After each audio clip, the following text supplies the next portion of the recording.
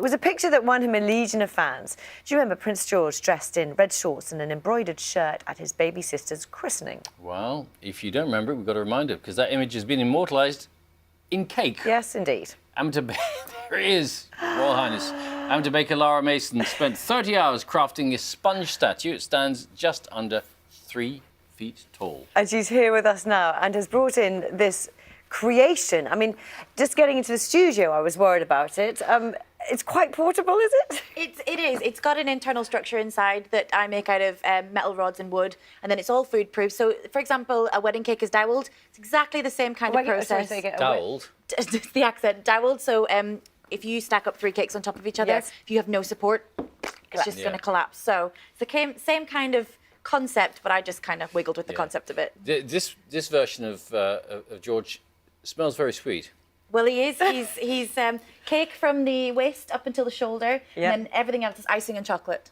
Including his arms, then? Including his arms, And all it's icing and chocolate. It's won you a prize? It's won me a gold award at Cake International. It's not so how it works is if you get a certain percentage of score, you get a gold, a silver, or a bronze, and then there's a best in show. And unfortunately, 3rd year in a row, I've got a gold, but I've missed out on that best in show. So, ironically, last year you had done a life-size model of Jennifer Lawrence, who we just were speaking to. yes, that was crazy because I literally did her toe to head, arms, everything, cake, because people said it couldn't be done. So I did it. Oh, my It's a remarkable likeness, though. Thank you very much. It really does look just like it does in the picture. It wouldn't seem very sort of respectful to try eating it anyway, but presumably he's been around for a while, so you can't anymore. Yes, you wouldn't, because he was for the competition and you've got to put super detail into it to get the high scores. Yes. And also I do this as a hobby, not a full-time job. So this is after work, coming in 9 o'clock at night, getting it done. So it's been a month kind of on and off doing it. So, so probably not best to eat it past itself. No, it wouldn't be the tastiest. We're just looking at the two compared. Look at it. It really is amazing. And the detail, as you say, on the embroidered smock and everything. How do you get those details and how do you make it look like him? So the hardest part about doing a celebrity is that I've obviously never met them. So I don't have their face to work on. I literally have that one picture to work off. So it is really difficult to do it. And some people have said, well, he doesn't look quite like him, but it's incredibly difficult to get. It's a cake, for Well, heaven's sake. Of course he's not going to look entirely like him. He's made a cake. Well, I'd have a job at Madame Tussauds if I could do that.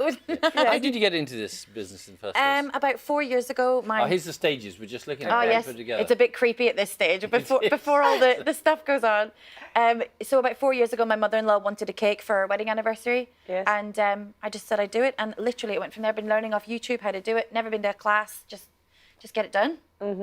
So his hair, you said, is chocolate. Yes, white chocolate. Why make it out of chocolate and not icing? Because it's the facial features and the hair are a lot more intricate detail, and the chocolate is easier to smooth, so there's no seams. Whereas as you can see with the icing, you can see the odd seam. Yeah. Okay. So it's really for you the detail is in the construction rather than the quality, as they would say on behalf of the bake. Well, that's the thing. For this cake, yes, because it was just for the competition. But I make cakes like this for people as well, and I've been told they taste really good. Oh, so, that's good. I mean, I can do the baking part as well. You recently got married, but you haven't made your own cake, is that right? Well, we're actually having our wedding party back here because we got married in Malta. We're having our wedding party back here on Saturday. And Have you started baking? I've started, and I'm wanting to do a life size of me and my other half. So I wish I hadn't said that on TV because now I've got to do it. But That's a lot of cake. I don't need to sleep, do I? Exactly, that is a lot of cake, especially in the big poofy meringue dress. So we'll see how I get on. It's not made out of meringue, though. No, it could be.